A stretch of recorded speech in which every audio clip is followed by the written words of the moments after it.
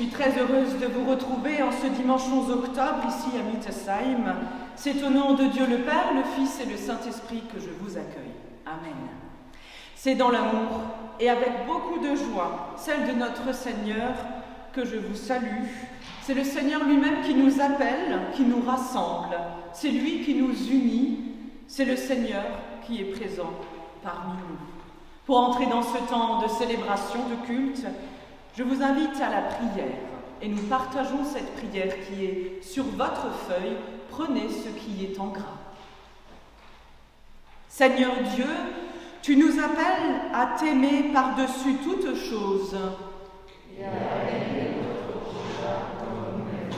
Que ta parole nous guide chaque jour. Par Jésus-Christ, ton Fils, notre Seigneur.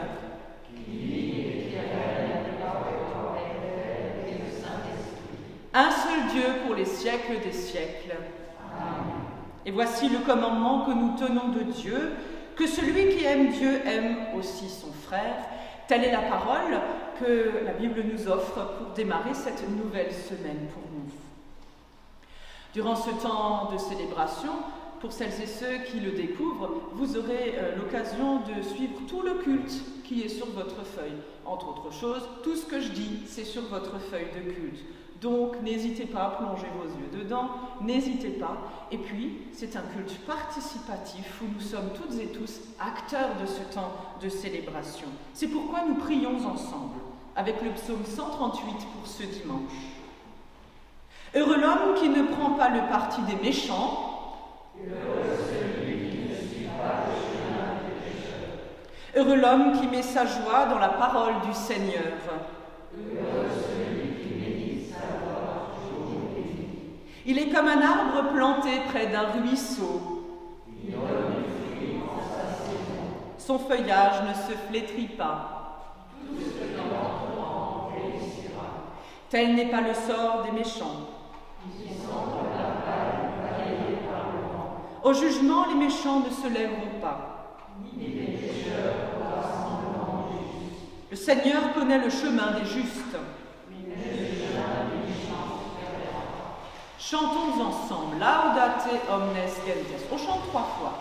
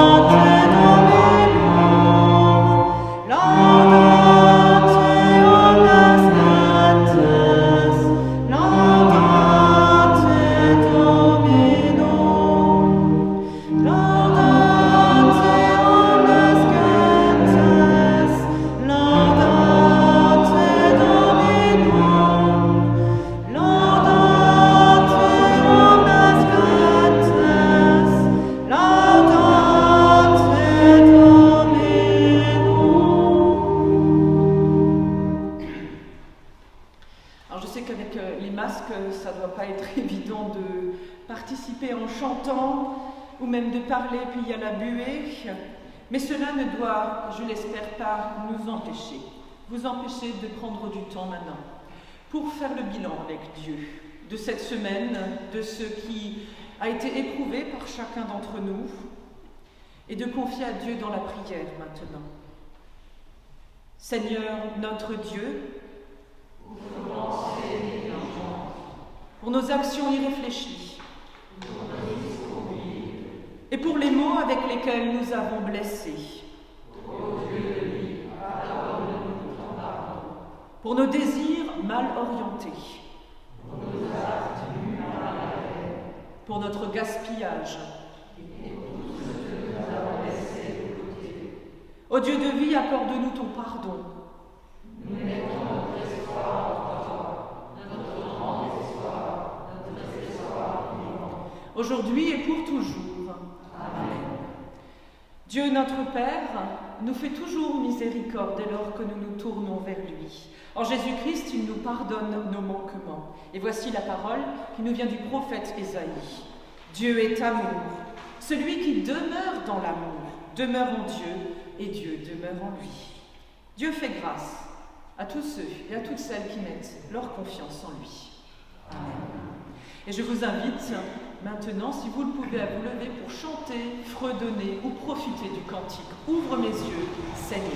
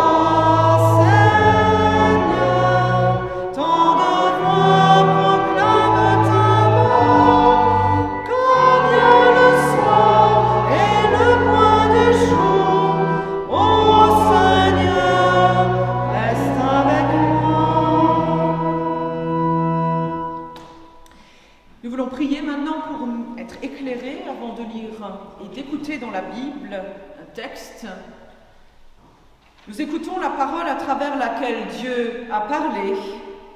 Parle, Seigneur, dans nos paroles. Parle, Seigneur, dans notre écoute. Parle, Seigneur, au plus profond de nos âmes. Qu'il en soit ainsi. Je vous invite à reprendre place. Voici la lecture biblique de ce temps du dimanche. Dans l'évangile de Marc, au chapitre 10, quelques versets qui nous parlent de l'homme riche. Comme Jésus se mettait en route, un homme vint en courant, se jeta à genoux devant lui et lui demanda « Bon maître, que dois-je faire pour obtenir la vie éternelle ?» Jésus lui dit « Pourquoi m'appelles-tu bon ? Personne n'est bon à part Dieu seul. Tu connais les commandements, ne commets pas de meurtre, ne commets pas d'adultère, ne vole pas, ne prononce pas de faux témoignages contre quelqu'un, ne prends rien aux autres par tromperie, respecte ton père et ta mère. » L'homme lui répondit « Maître, j'ai obéi à tous ces commandements depuis ma jeunesse. » Jésus le regarda avec amour et lui dit « Il te manque une chose. Va vendre tout ce que tu as et donne l'argent aux pauvres. Alors tu auras des richesses dans le ciel. Puis viens et suis-moi. » Mais quand l'homme entendit cela, il prit un air sombre et il s'en alla tout triste parce qu'il avait de grands biens. Jésus regarda ses disciples qui l'entouraient et leur dit « Qu'il est difficile aux riches d'entrer dans le royaume de Dieu. » Les disciples furent troublés par ces paroles, mais Jésus leur dit encore « Mes enfants, qu'il est difficile d'entrer dans le royaume de Dieu. Il est difficile à un chameau de passer par le trou d'une aiguille, mais il est encore plus difficile à un riche d'entrer dans le royaume de Dieu. » Les disciples étaient de plus en plus étonnés. Ils se demandèrent les uns aux autres « Mais qui donc peut être sauvé ?»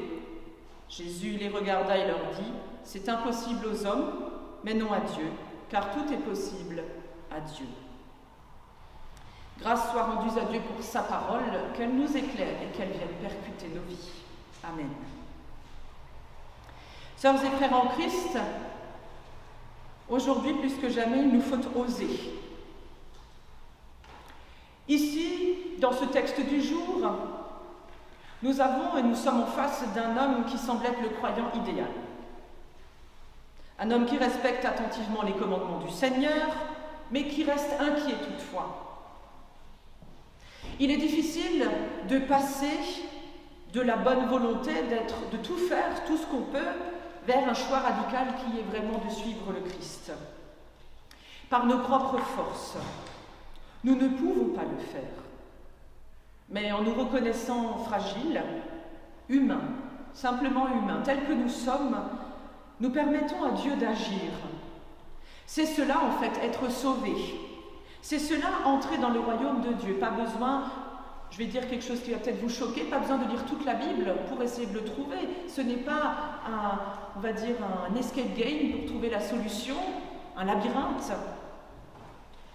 Comme le dit le deuxième texte du jour, c'est à notre portée, c'est à votre portée. Alors bien sûr, il faut mettre un masque pour aller à l'église. Bien sûr, il faut respecter les règles d'usage en ce moment, parce que c'est difficile, parce qu'on a l'impression que dès qu'on fait un pas vers les autres, on fait un faux pas, on s'inquiète d'abord pour les autres. C'est difficile d'oser faire, d'oser être en ce moment. C'est très compliqué, c'est vrai. Mais c'est tellement simple de ne rien faire et de ne pas être. Je pourrais m'asseoir sur l'autel, ça ne pourrait même pas choquer, ça serait tranquille. On pourrait être là, écouter Annie qui nous joue de l'orgue, Freddy qui fait du saxo, tranquille quoi. On attend que ça passe, on attend que la pandémie passe, on fait rien quoi. Voilà. Être chrétien, c'est pas ça. Ce n'est pas attendre que tout se passe, ce n'est pas parce qu'on ose prendre du temps, une petite demi-heure dans sa semaine, pour venir au culte, pour partager avec les uns les autres. Ce n'est pas parce qu'on aide son voisin, ce n'est pas parce qu'on prie pour les autres, ce n'est pas parce qu'on s'occupe, on s'inquiète pour les autres qu'on ne fait rien. Ne rien faire, c'est à la portée de tous et c'est très facile. Par contre, oser reconnaître qu'on n'est pas parfait, ça demande un travail, tous les jours de nos vies. L'homme riche ici pense qu'il est parfait. Il est top, il est au top de sa vie. Un petit peu comme au sommet de sa carrière. Il lui manque rien, sauf qu'en fait, il lui manque tout. C'est ce que Jésus va lui faire comprendre. Et dans le deuxième texte du jour, justement, il nous est dit que la parole de Dieu et son efficacité dans nos vies est toute proche de nous. Mais sommes-nous capables de la recevoir? Au livre du Deutéronome, au chapitre 30, je vous ai mis un court extrait. Les commandements que je vous communique aujourd'hui ne sont pas trop difficiles à comprendre, ni hors d'atteinte pour vous. Ils ne sont pas au ciel pour qu'on dise qui montera au ciel pour aller nous les chercher et nous les communiquer afin que nous puissions les mettre en pratique. Ils ne sont pas non plus au-delà des mers pour qu'on dise qui traversera les mers pour aller nous les chercher et nous les communiquer afin que nous puissions les mettre en pratique. Eh bien non. Cette parole du Seigneur est toute près de vous, dans votre bouche, dans votre cœur, et vous pouvez la mettre en pratique. La loi de Dieu n'est donc pas inaccessible. Sœurs et frères en Christ, pas besoin d'être astronaute. Non, pas besoin d'être champion olympique de plongée pour atteindre la parole de Dieu.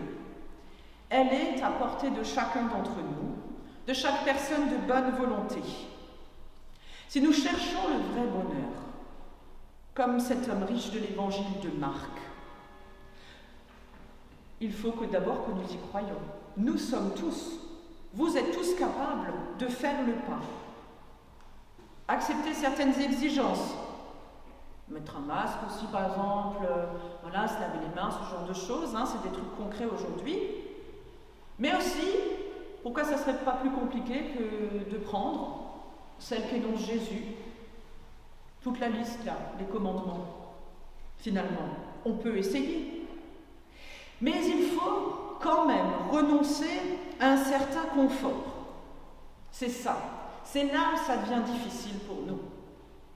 On peut avoir la meilleure volonté du monde, comme ce jeune homme riche, et en même temps, on peut tout faire foirer parce que, au fond, changer ses habitudes, donner, sortir de son confort, donner aux autres plutôt que garder soi-même, sortir de son confort relationnel, voire psychologique dont on est coutumier, c'est difficile. Ça ne nous paraît pas à notre portée. Pourtant, on en est capable aussi facilement que de se laver les mains. Mais la foi, ça a un coût, c'est de s'en rendre compte. Ça ne doit pas nous pomper de l'énergie d'avoir la foi en Dieu. Mais cela doit vous aider à supporter les épreuves de la vie, à passer ce temps qui est évidemment pas évident pour chacun d'entre nous.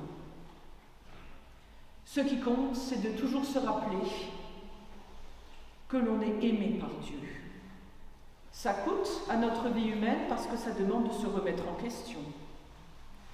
On ne vit pas dans un paradis artificiel avec Dieu, en sachant qu'on est aimé. Non. Il nous faut simplement vivre honnêtement. Accepter la présence de Dieu, c'est aussi suivre les instructions que le Christ nous a laissées, un chemin nouveau qu'il nous ouvre. Donner ce que nous possédons aux pauvres, suivre Jésus. Pris comme ça, dit comme ça, tout de suite là, cash. Je suis pas sûre, hein, si je fais même pas, je vous fais pas lever la main. Je suis pas sûre qu'on soit capable de lever la main. Mais peut-être faut-il aller plus loin que voir au premier abord. Est-ce que je suis prêt à suivre Jésus, à tout donner aux autres? Demandons-nous d'abord, à quoi? À quoi, moi, dans ma vie, personnellement, je suis appelée pour être heureux? Comment je peux être heureux dans ma vie? Qu'est-ce qui m'empêche de m'engager concrètement sur le chemin du bonheur? Qui sont celles et ceux, peut-être, qui m'empêchent? Ou est-ce que je m'empêche moi-même d'être heureux? C'est en nous que se trouve une partie de la réponse déjà.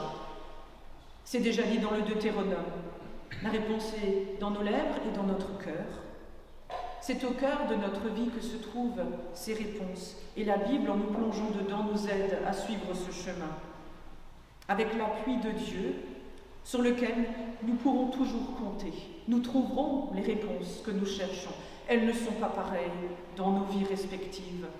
Mais avec l'appui du Seigneur, avec ce que Jésus nous propose de suivre, eh bien nous trouverons un sens à ce que nous cherchons ici-bas, à tout ce que nous vivons, à tout ce que nous devons vivre des fois, à tout ce qu'il nous reste à explorer de cette vie. Car au bout, il y a la promesse déjà réalisée, quelque chose de formidable, que l'amour de Dieu pour nous ne meurt jamais. Jésus a tout traversé pour nous montrer ce chemin, un chemin qui nous mène vers ce royaume. C'est à nous de le suivre ou c'est à nous de renoncer à le suivre? Tel est maintenant notre chemin personnel. Telle est maintenant cette question avec laquelle je vous laisse méditer pour cette semaine. Qu'il en soit ainsi. Amen.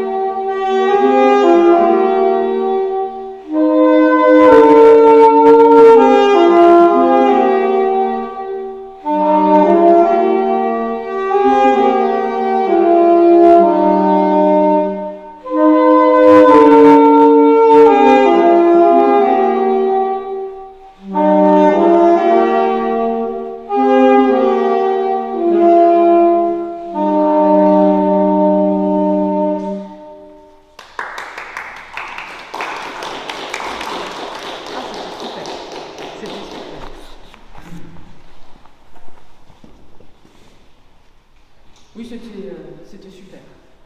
Merci, ça m'a fait du bien. Justement, pour nous faire du bien et puis pour nous rappeler toujours que le Seigneur est au cœur de nos vies. Je vous propose de chanter ce cantique que vous connaissez, un cantique qui est aussi une confession de foi.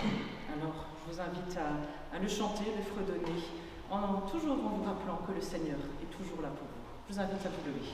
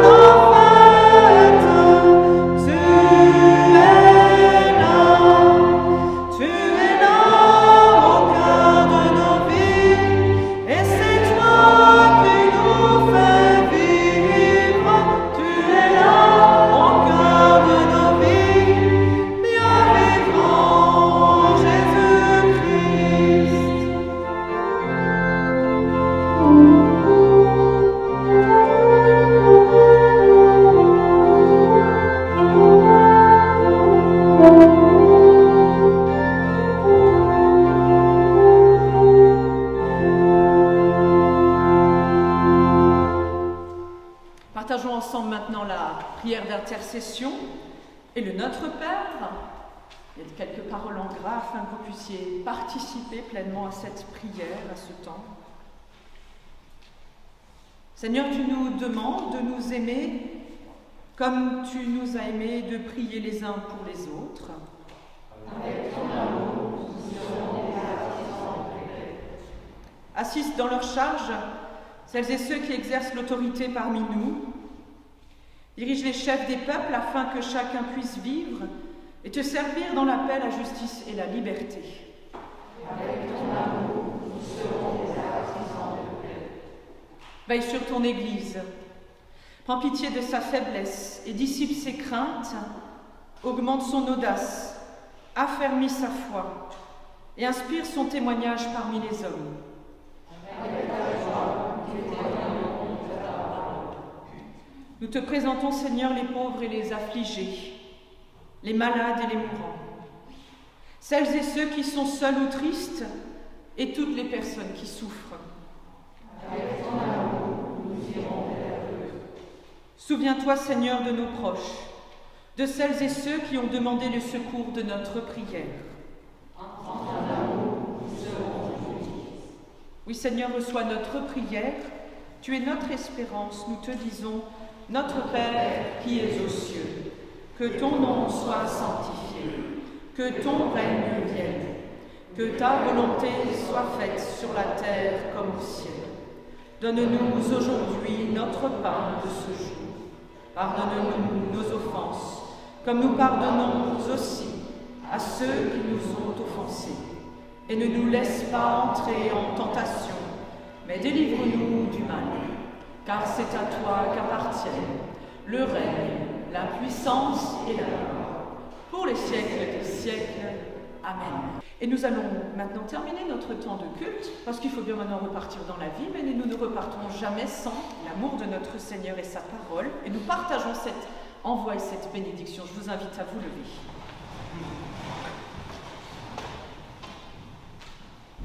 Dieu bénit nos corps, Dieu bénit nos âmes, Dieu bénit nos vies, Dieu bénit notre foi. que la bonne nouvelle du Dieu de grâce nous bénisse de la tête aux pieds.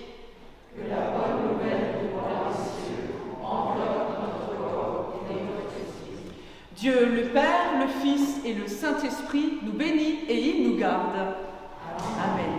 Je vous invite à écouter le postlude en prenant juste quelques instants assis.